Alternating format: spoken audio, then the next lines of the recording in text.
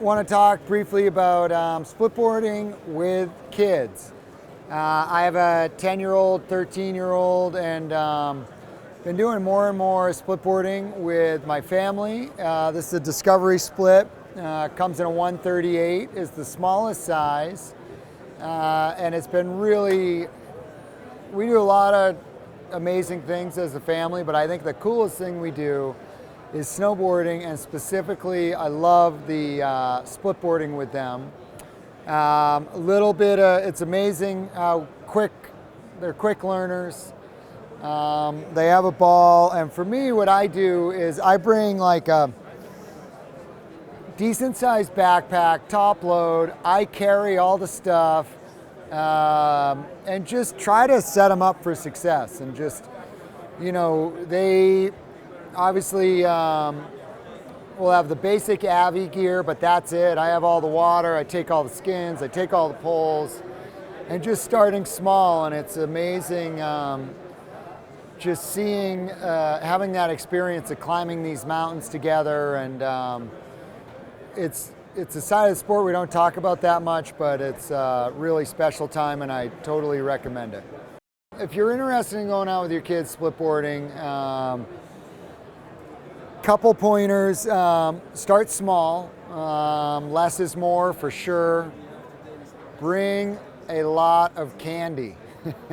My kids, we don't give my kids treats that often, but when it comes to whether it's backpacking or splitboarding, that's a time to keep them well fed, reward them with some chocolate, and then I think it's also just be there to help them. There's time to be like, you got to carry your own stuff, but early on, that's not the time. It's funny now, my daughter and even my son, at first it was like they didn't want to deal with any of it.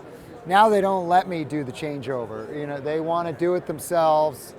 My daughter's 13. She wants to carry all her own stuff. But I always bring an extra big backpack so I can carry the poles and all the supplies, so they have a very light pack. And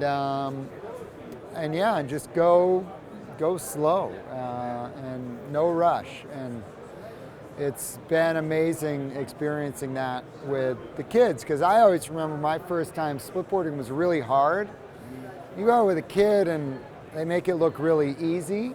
And then another note on kids is they grow fast, and you always get a scenario, and I found this not just with splitboards but solids too, where a kid's board will start getting small on them, and then you size up, and the board will be like at their forehead, and you're like, fuck, that's a big board, we'll see how this goes. Every time I have sized up and put a kid on a board that is big, up above their eyes, first run you're like, wow, that worked really well. So don't be afraid to go a little big on your split. Obviously they're growing fast, you'll get more time out of it with them. But yeah, the kids can handle it. And then one final thought with the touring is, snowshoes work. So when my kids were really small and didn't have them on a split setup for them, I would put them on snowshoes, I would put their board on my backpack, and it totally worked and was effective. So you can get out there even if you don't have a kid splitboard, and just, again, help them out and carry their stuff. And if you stay healthy long enough, they will return the favor for the rest of your life. I'm already seeing it, and pretty soon my kids will have the heavy pack and I'll have the light pack. Yeah.